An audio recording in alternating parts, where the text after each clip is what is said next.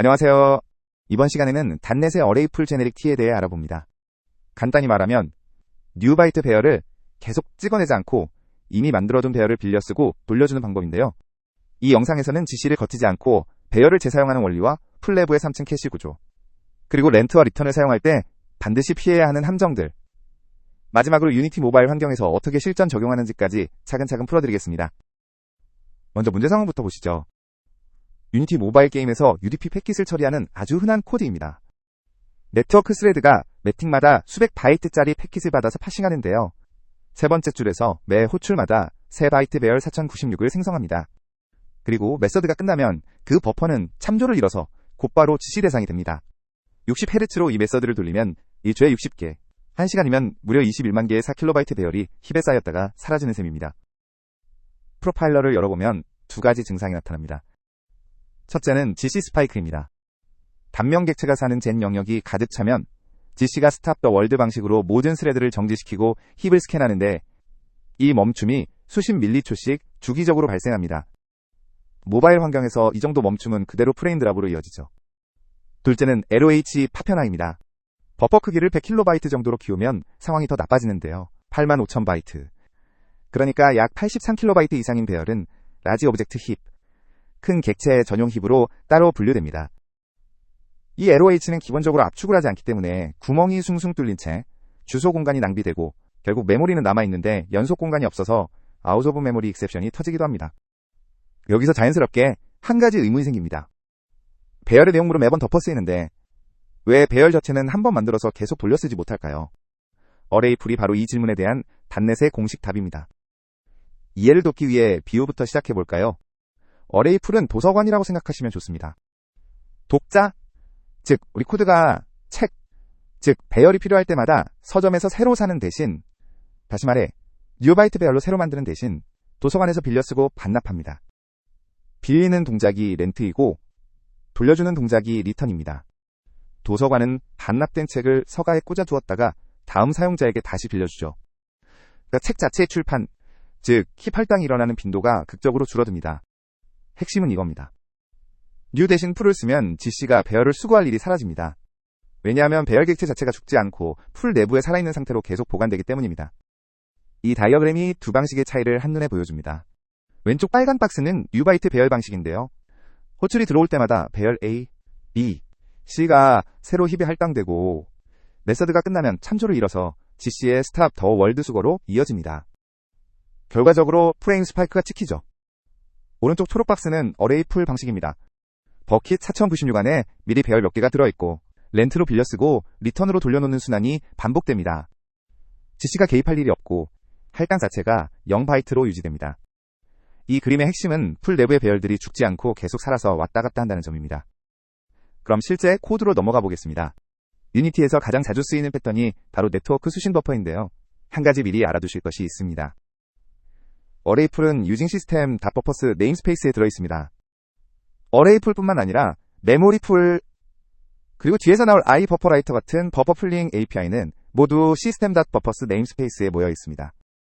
그러니까 파일 상단에 유징 시스템 .버퍼스 세미콜론을 선언해야 어레이풀 바이트 .shared 같은 코드를 쓸 수 있습니다.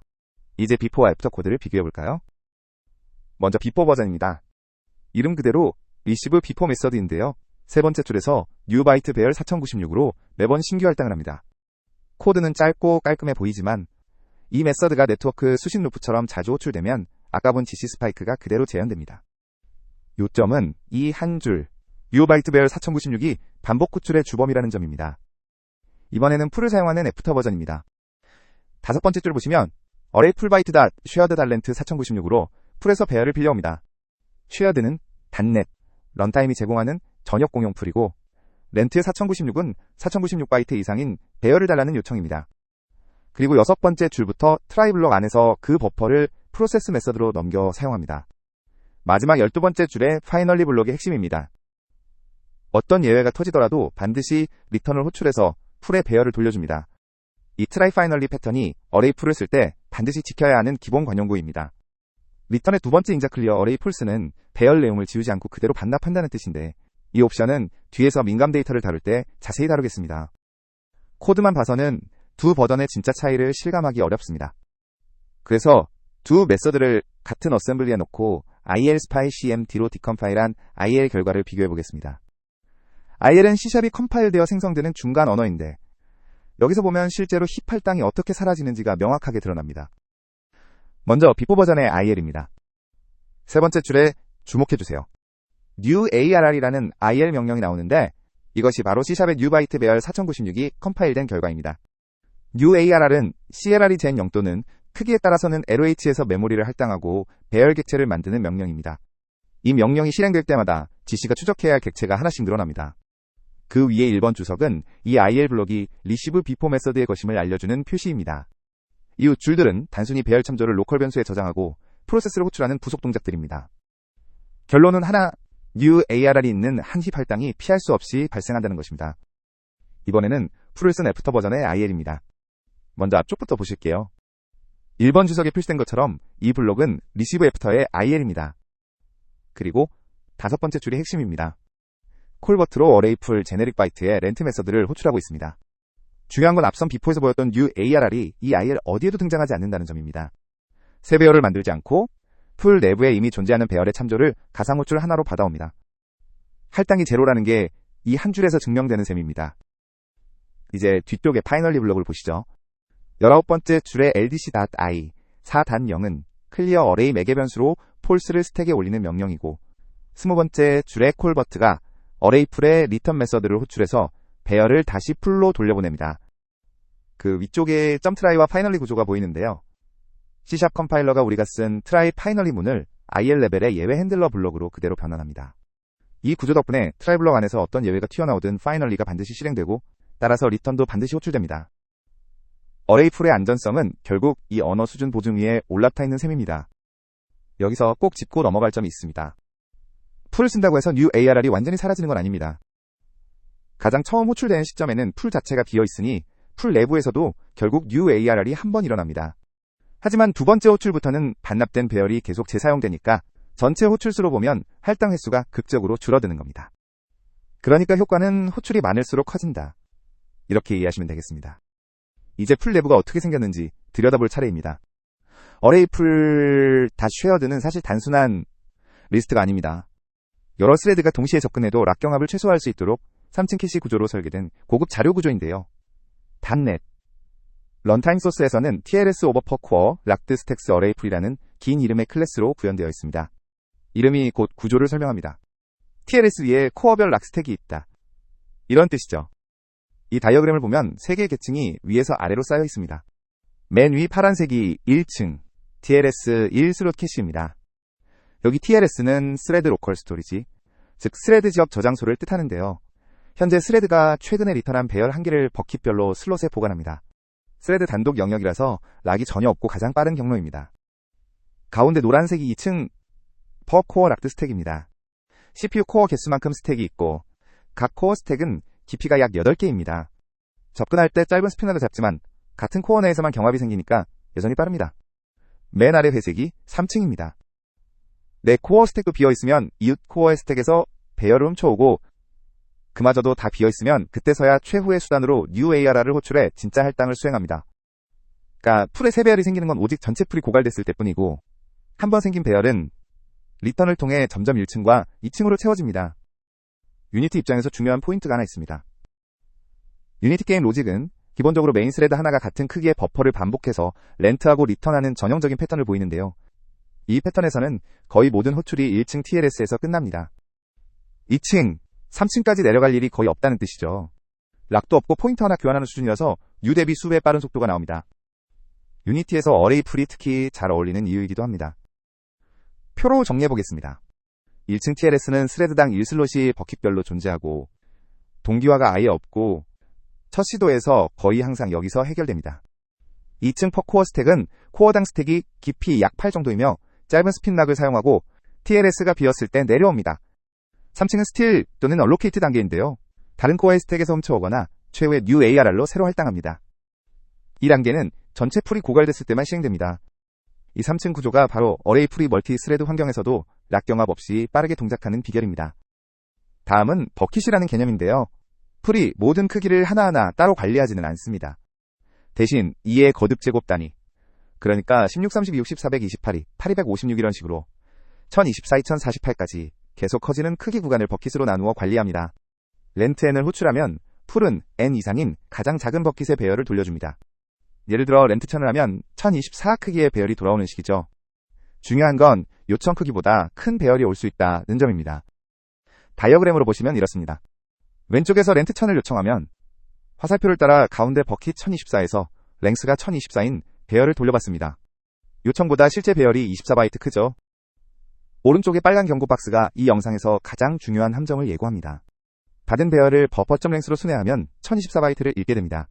아래쪽 버킷 경계줄에 16, 30, 26, 10, 400, 28, 200, 56, 5, 110, 2000, 24, 2000, 48, 4000, 96 이런 식으로 2의 거듭 제곱 값들이 쭉 이어지는 게 보이실 겁니다. 기본 상한은 2의 20제곱, 그러니까 104만 8576바이트, 약 1메가바이트입니다. 그보다 크면 풀은 3배열을 만들어서 돌려주고 반납해도 풀에 저장하지 않고 버립니다. 하한은 최소 버킷 16이라서 16보 다 작은 요청도 16 크기 배열을 받게 됩니다. 그리고 풀이 올림만 하고 내림은 하지 않는 이유 궁금하셨죠? 풀의 계약은 요청 크기 이상을 돌려준다는 것입니다. 요청보다 작게 주면 데이터가 들어갈 자리가 모자라서 호출자 쪽이 즉시 깨지니까 절대 안 되고, 반대로 크게 주는 건 안전합니다. 호출자가 자기 요청 크기까지만 쓰면 되니까요. 그럼 렌트와 리턴이 진짜 얼마나 싼지 짚어보겠습니다. 렌트의 평균 비용은 TLS 히트 시 CAS, 즉 컴페어 앤드 스왑 한 번 수준입니다. 사실상 포인터 읽기 한 번이라고 보시면 됩니다. 리턴도 마찬가지로 TLS 슬롯에 포인터 저장 한 번이 전부입니다. 그리고 가장 중요한 건 이겁니다. 할당이 제로라는 것. 한번 생성된 배열은 풀 안에 영구 거주하면서 계속 돌려 쓰이기 때문에 지시는 그 배열을 만질 일이 아예 없습니다. 이게 어레이 풀의 진짜 성능 이득입니다. 이제 실전 적용으로 넘어갑니다. 첫 번째 케이스는 네트워크 수신 루프인데요. 유니티 멀티플레이 클라이언트에서 매 틱마다 TCP나 UDP 수신을 돌리는 아주 전형적인 상황입니다. 비포 버전은 프레임마다 GC 스파이크가 찍히는 문제의 코드고, 이걸 풀로 바꾸면 어떻게 달라지는지 바로 보시겠습니다. 비포 버전입니다. 다섯 번째 줄을 보시면 while 루프 안에서 매 반복마다 뉴 바이트 배열 8192가 호출됩니다. 네트워크 수신은 초당 수백 번씩 돌 수 있으니까 결과적으로 초당 수백 개의 8KB 배열이 생겨나는 셈이죠. 그리고 일곱 번째 줄에서 그 버퍼 참조를 디스패처 큐에 넣어 다른 스레드로 전달합니다. 참조가 큐로 넘어가면서 소유권이 애매해지는 것도 이 코드의 숨은 문제 중 하나입니다. 풀을 적용한 애프터 버전입니다. 먼저 코드의 앞부분을 보시죠. 일곱 번째 줄에서 어레이 풀바이트 닷쉐어드 닷렌트 8192로 풀에서 버퍼를 빌려옵니다. 그리고 열 번째 줄에서 소켓달 리시브를 호출하는데, 여기서 두 번째 인자가 0세 번째 인자가 8192입니다. 11번째 줄 주석이 중요합니다. 반드시 요청 크기인 8192로 제한해서 써야 한다. 절대로 버퍼점 랭스를 넘기면 안 된다는 경고입니다. 왜냐하면 앞에서 본 것처럼 풀은 요청보다 큰 배열을 줄 수 있기 때문에 버퍼점 랭스를 그대로 쓰면 실제로는 없는 영역까지 읽으려 하거나 잘못된 크기로 동작하게 됩니다. 이번엔 뒷부분 파이널리 블럭을 보시죠. 16번째 줄 주석과 17번째 줄이 이 코드의 설계 포인트를 담고 있습니다. 디스패처가 동기 처리라면, 그러니까 인큐한 직후 바로 처리가 끝난다면 여기 파이널리 안에서 리턴을 호출하면 됩니다. 그런데 디스패처가 비동기라면, 즉 다른 스레드가 큐에서 꺼내 나중에 처리한다면 이 파이널리에서 리턴하면 안 됩니다. 소비자 측에서 처리 끝난 뒤에 반납해야 하죠. 여기서 핵심 원칙이 나옵니다. 하나의 배열에 대해 리턴은 딱 한 번, 한 곳에서만 호출되어야 한다는 것. 이중 반납은 뒤에서 자세히 다루지만 이건 절대 금지사항입니다. 여기서 트라이 파이널리 문법을 한번 짚고 가겠습니다. 트라이 파이널리는 트라이 블럭 안에서 어떤 예외가 발생하든 상관없이 파이널리 블럭은 무조건 실행된다는 보장을 해주는 구조입니다. 풀 반납처럼 절대 건너뛰면 안 되는 정리 작업에는 필수입니다. 참고로 C샵의 유직 문도 컴파일러가 내부적으로는 트라이 파이널리로 변환해서 디스포즈를 호출하는 식으로 동작합니다. 즉, 유징과 트라이 파이널리는 같은 뿌리를 공유하는 패턴입니다. 다음은 실전에서 자주 나오는 함정 중 하나, 바로 버퍼점 랭스를 잘못 쓰는 경우입니다. 앞에서 버킷 돌림을 설명드렸는데요. 요청 크기가 아닌 버퍼점 랭스를 그대로 쓰면 실제 버킷 크기, 그러니까 요청보다 큰 실제 배열 길이만큼 읽거나 쓰게 됩니다. 롱 예제부터 보시겠습니다. 리드롱 메서드입니다. 세 번째 줄에서 expected 값, 예를 들어 1000을 렌트에 넘겨 배열을 빌려옵니다. 그런데 풀은 버킷 돌림 때문에 1024 크기의 배열을 돌려주죠. 문제는 네 번째 줄입니다. 스트림.리드의 세 번째 인자에 버퍼점 랭스를 그대로 넣어버린 겁니다. 그러면 스트림에서 1024바이트를 읽으려고 시도하게 되고 원본 스트림에 실제로는 1000바이트만 있다면 끝에 쓰레기 데이터가 남거나 블로킹이 발생할 수 있습니다. 내가 원한 건 1000바이트인데 코드는 1024바이트를 쓰고 있는 거죠. 이번엔 라이트 버전입니다. 여섯 번째 줄이 포인트인데요. stream.read의 buffer.length가 아니라 expected, 즉 내가 원래 요청한 크기 1000을 그대로 넘깁니다. 이러면 버킷 크기가 1024든 2048이든 상관없이 내 코드는 일관성 있게 1000바이트만 다루게 됩니다. 그리고 try finally로 감싸서 리턴도 안전하게 보장하고 있죠. 규칙은 간단합니다. 풀에서 빌린 배열은 절대 랭스로 순회하지 마시고 자기가 요청한 크기 또는 실제로 채운 바이트 수로만 다루십시오. 왜 이 차이가 생기는지 IL로 확인해 봅시다. 리드롱의 IL인데요. 여섯 번째 줄에 LDRAM 명령을 주목하세요. LDRAM은 배열 참조에서 랭스 프로퍼티 값을 스택에 밀어넣는 IL 명령입니다. C# 코드에서 buffer.length를 쓰면 컴파일러가 이 LDRAM 명령 하나로 변환합니다. 그리고 그 값, 즉 버킷 크기 1024가 마지막 줄 콜버트의 리드 메서드로 전달됩니다. 1번 주석은 이 블록이 리드롱의 IL이라는 표시입니다. 이번엔 리드라이트의 IL입니다. 위 버전과 비교해보시면 LDRAM 명령이 사라졌습니다. 대신 다섯 번째 줄에 LD 아규먼트 2가 들어왔는데요. 이건 메서드의 두 번째 인자, 즉 expected 매개 변수 1000을 스택에 올리는 명령입니다. 버킷 크기 1024가 아니라 원래 호출자가 요청한 1000이 그대로 리드로 전달됩니다. IL 한 줄 차이가 실행 시에는 1024대 1000서로 다른 크기의 읽기를 만들어내는 거죠. 작은 차이처럼 보이지만 버그 재현율은 하늘과 땅 차이입니다. 지금 나온 LDRAM 명령을 다시 한번 정리해드리면요. LDRAM은 배열 참조에서 랭스 프로퍼티 값을 스택에 올리는 IL 명령입니다. 우리가 C# 코드에서 buffer.length를 참조할 때마다 이 LDRAM 한 명령으로 컴파일됩니다. 그래서 풀 배열에 대해 랭스를 쓰면 항상 버킷 크기가 튀어나온다. 이렇게 기억하시면 됩니다. 다음은 좀 더 재미있는 이야기인데요. 풀 위에 지어진 고수준 API 이야기입니다. 단넷은 풀에서 버퍼를 빌려 쓰는 패턴을 아예 표준 인터페이스로 일반화해 두었습니다. 그게 바로 iBufferWriter Generic T라는 인터페이스인데요. 이걸 구현하는 클래스들은 모두 내부적으로 어레이 풀을 쓰기 때문에 우리가 렌트와 리턴을 직접 호출하지 않아도 풀의 이점을 그대로 받을 수 있습니다. iBufferWriter 인터페이스의 정의입니다. 메서드가 3개뿐이죠. 세 번째 줄의 어드밴스 카운트는 방금 쓴 바이트 수를 내부 포지션에 반영하라는 메서드입니다. 네 번째 줄의 getMemory는 쓸 수 있는 메모리 영역을 요청하는 메서드이고 다섯 번째 줄의 getSpan은 같은 역할의 스팬 버전입니다. 사용자는 여기에 대고 getSpan으로 영역을 받고 채운 다음 어드밴스를 부르기만 하면 됩니다. 풀에서 버퍼를 빌리거나 확장하거나 반납하는 작업은 이 인터페이스를 구현한 쪽이 알아서 처리합니다. 이 패턴 덕분에 UTF 파일 JSON 라이터, 파이프 라이터, 어레이 버퍼 라이터 같은 API들이 모두 풀 기반으로 통일된 인터페이스를 제공합니다. 실제 사용 예시입니다. 유니티에서 플레이어 객트를 서버로 JSON으로 전송하는 시리얼라이즈 플레이어 메서드인데요.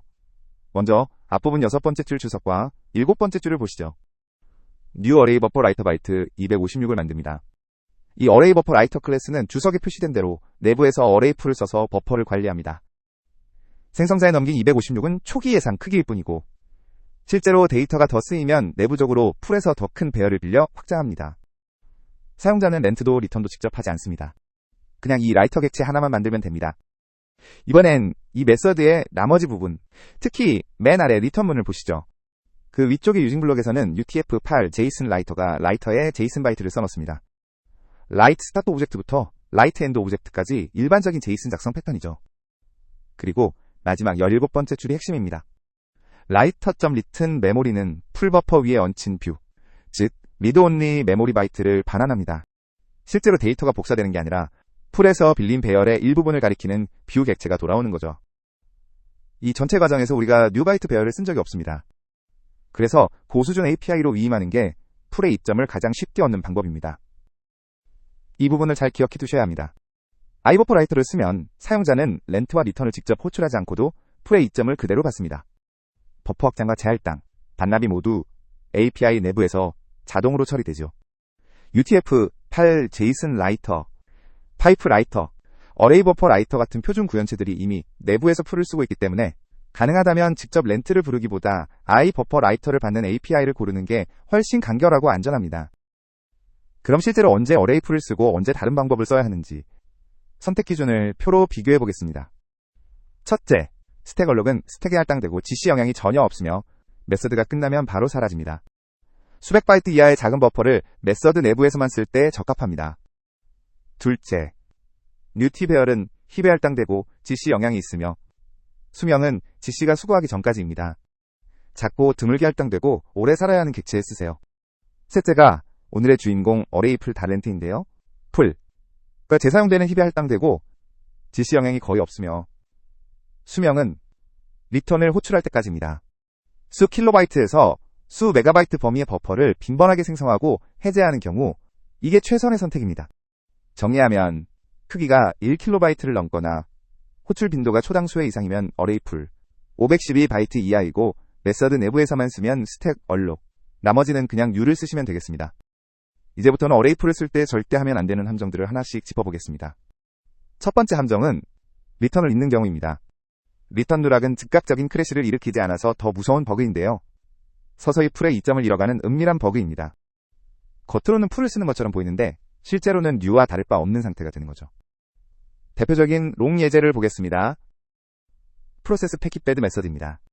세 번째 줄에서 렌트로 배열을 빌려옵니다. 문제는 그 아래입니다. 네 번째 줄의 리시브가 네트워크 오류로 예외를 던질 수 있고요. 다섯 번째 줄의 밸리데이트도 유효하지 않은 데이터를 만나면 여섯 번째 줄처럼 인밸리드 데이터 익셉션을 던질 수 있습니다. 만약 이런 예외가 터지면 마지막 줄의 리턴이 실행되지 않습니다. 그 배열은 풀 입장에서는 영원히 대여 중인 상태가 되는 거죠. GC는 결국 그 배열을 수거하겠지만 풀은 그 사실을 모르니까 다음 렌트 요청이 들어오면 TLS와 퍼코어 스택이 비어있어서 다시 new ARR로 새 배열을 만들어버립니다. 이 패턴이 반복되면 풀은 사실상 동작하지 않게 되고 코드는 예전처럼 new 바이트 배열을 쓸 때와 똑같은 GC 부담을 받게 됩니다. 해결은 간단합니다.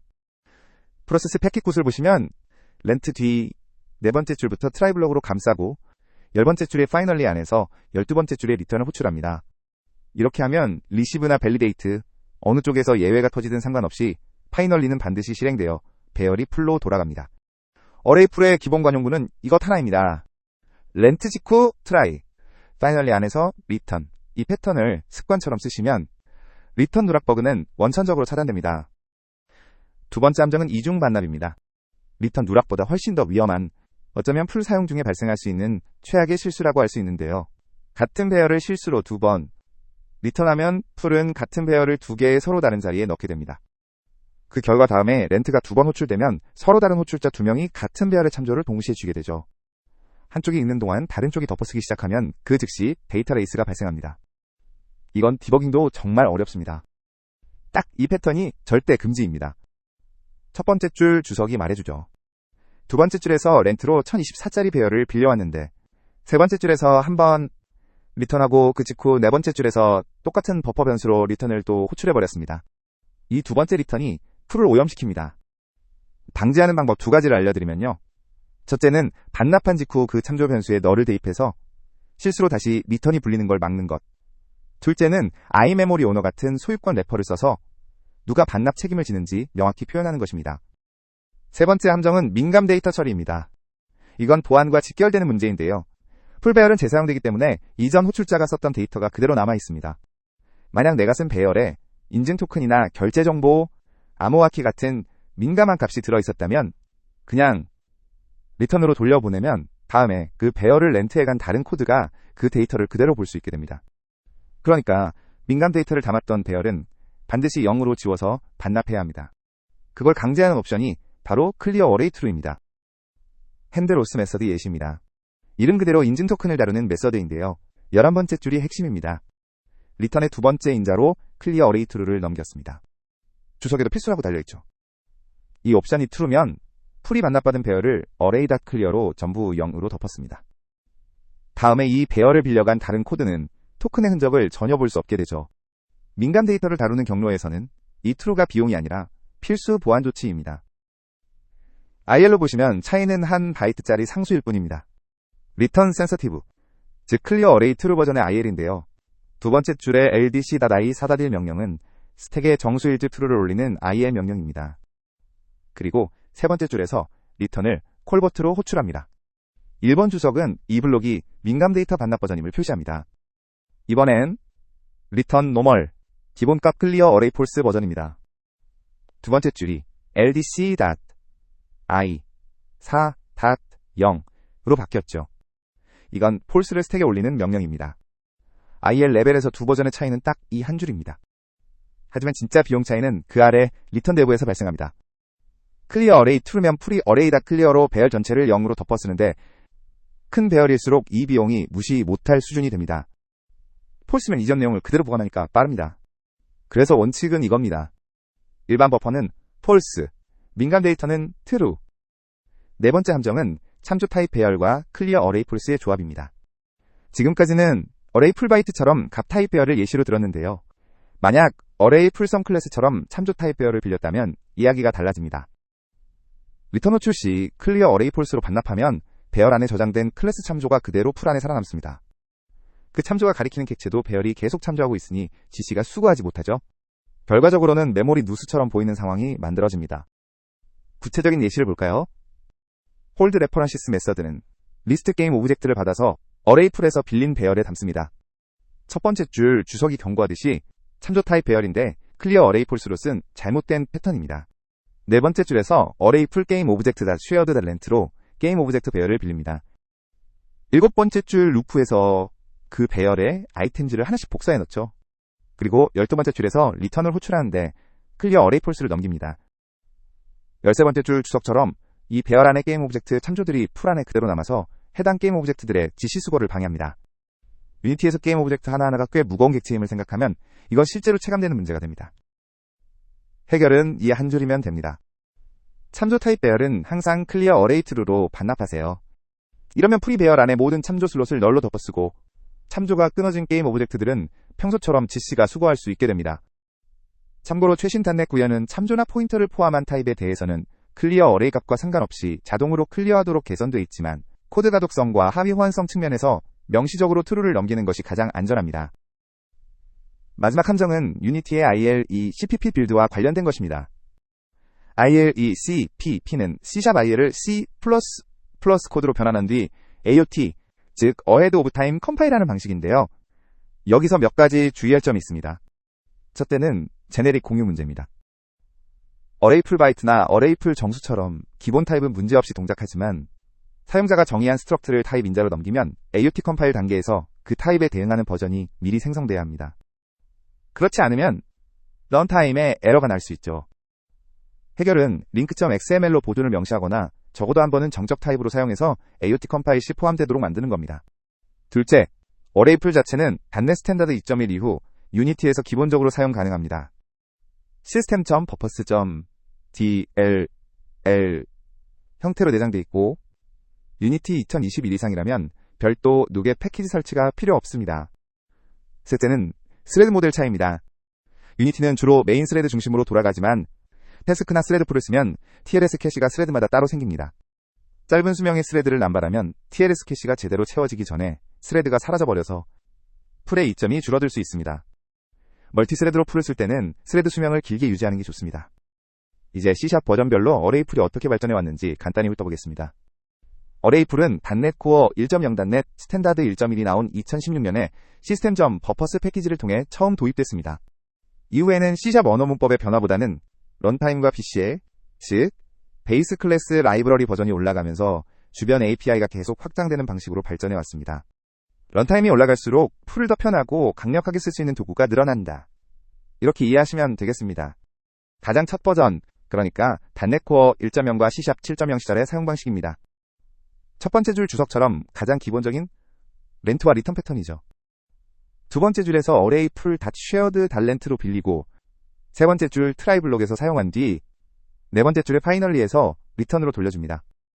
이 시점에는 아직 스팬 제네릭 T가 없었기 때문에 배열 자체를 직접 다뤄야 했습니다. 그래서 버킷 오버사이즈 문제를 호출자가 직접 신경 써야 했죠. 다음 단계는 단넷 코어 2.1과 C# 7.2 시절입니다. 여기서 중요한 게 스팬 제네릭 T의 도입인데요. 스팬이 나오면서 풀에서 빌린 배열을 요청 크기만큼만 안전하게 다루는 이디엄이 정립됐습니다. 버킷 오버사이즈 문제도 스팬 한 줄로 깔끔하게 해결할 수 있게 됐죠. 풀과 스팬의 조합은 이후 제로 할당 패턴의 표준 문법이 됩니다. 코드로 보시면 이렇습니다. 세 번째 줄에서 렌트 1024로 빌려온 배열은 실제로는 1024 크기지만 여섯 번째 줄에서 버퍼.as 스팬 0000이라고 쓰면 0번 인덱스부터 1000개까지의 스팬 뷰를 만들어냅니다. 그 다음 일곱 번째 줄의 필 메서드는 이 스팬 뷰만 넘겨받아서 쓰기 때문에 내가 실수로 버킷 크기만큼 접근할 일이 구조적으로 사라집니다. 중요한 건 에드 스팬 호출이 추가 힙 할당을 만들지 않는다는 점입니다. 스택 위에서 참조 하나와 길이 하나로 구성된 스팬 구조체가 만들어질 뿐이죠. 그래서 풀 더하기 스팬이 제로 할당 패턴의 기본 이디엄이 됩니다. 같은 단넷 코어 2.1 릴리스에서 풀 기반 고수준 API들이 한꺼번에 도착했습니다. 아이버퍼라이터 제네릭 T 인터페이스가 표준화되고 시스템.io. 파이프라인즈라는 고성능 스트림 프로세싱 라이브러리가 등장했고 UTF-8 제이슨 라이터도 이때 함께 들어왔죠. 앞서 본 어레이 버퍼 라이터도 이 시기의 도구입니다. 한 번에 풀 생태계가 확 넓어진 거죠. 어레이 버퍼 라이터를 간단히 쓰는 예시입니다. 첫 번째 줄 주석처럼 이 클래스의 내부는 어레이 풀을 사용하고 두 번째 줄에서 초기 용량 1024로 라이터를 하나 만듭니다. 그리고 세 번째 줄에서 get 스팬 512로 최소 512바이트짜리 쓰기 영역을 스팬 형태로 받아오죠. 네 번째 줄에서 그 스팬의 0번 인덱스에 41을 쓰고 다섯 번째 줄에 어드밴스 1로 방금 1바이트 썼다는 사실을 라이터에 알립니다. 이 짧은 코드에 렌트, 리턴이 전혀 등장하지 않지만 실제로는 풀을 쓰고 있는 코드입니다. 단넷 6부터 8까지는 어레이 풀 자체가 거의 바뀌지 않고 내부 구현만 꾸준히 다듬어진 시기입니다. 단넷 6에서는 대형 배열 인계값이 완화되고 TLS 슬롯 구조가 개선돼서 TLS 히트율이 올라갔고요. 단넷 7에서는 어레이 풀 쉐어드와 피닝 어레이 풀이 분리됐습니다. 피닝 어레이 풀은 배열이 메모리에서 고정된 위치에 있어야 하는 인터럽 시나리오에 특화된 풀인데요. 분리되면서 각자 최적화가 쉬워졌죠. 단넷 8에서는 리눅스와 ARM64 환경에서 퍼코어 스택 구현이 최적화됐습니다. 이 구간의 특징은 사용자 코드를 전혀 바꾸지 않아도 런타임을 업그레이드하는 것만으로 성능 이득을 얻는다는 점입니다. 풀을 이미 쓰고 있다면 덤으로 얻는 이득인 셈이죠. 유니티 쪽 대응도 정리해드리면요. 유니티 2020 LTS까지는 단넷 스탠다드 2.0이 기본이라서 어레이 풀을 쓰려면 시스템.버퍼스 누계 패키지를 별도로 설치해야 했습니다. 그런데 유니티 2021 LTS 이후부터는 단넷 스탠다드 2.1이 기본 호환이 되면서 어레이 풀 제네릭 T뿐만 아니라 스팬 제네릭 T, 아이버퍼 라이터 제네릭 T 같은 모던한 타입들을 별도 패키지 없이 바로 사용할 수 있습니다. 그러니까 유니티 2021 이상을 쓰고 계신다면 오늘 영상의 코드는 그대로 프로젝트에 가져다 쓰실 수 있습니다. 오늘 내용 마무리 체크리스트입니다. 첫째, 뉴바이트 배열의 반복 호출은 GC 스파이크와 LOH 파편화의 원인이고 풀로 이걸 원천 차단합니다. 둘째, 내부 구조는 TLS, 버코어 스택, 스틸, 그리고 최후의 뉴 ARR로 이어지는 3층 캐시입니다. 유니티 메인 스레드에서는 거의 항상 TLS에서 끝납니다. 셋째, 버킷 올림 때문에 받은 배열은 버퍼 달랭스가 아니라 자기가 요청한 크기로 순회해야 합니다. 넷째, 렌트는 반드시 트라이 파이널리로 감싸서 리턴을 보장하세요. 다섯째, 클리어 어레이 옵션은 민감 데이터나 참조 타입 배열이면 true, 일반 바이트 버퍼면 false가 기본 원칙입니다. 여섯째, 이중 반납은 풀을 오염시키는 최악의 실수입니다. 리턴 직후 참조 변수에 널을 대입하거나 i 메모리 오너 같은 소유권 래퍼를 쓰세요. 일곱째, 가능하면 렌트와 리턴을 직접 호출하기보다 아이버퍼 라이터를 받는 고수준 API에 위임하세요. UTF-8 제이슨 라이터나 파이프라이터 같은 도구들이 이미 풀을 쓰고 있습니다.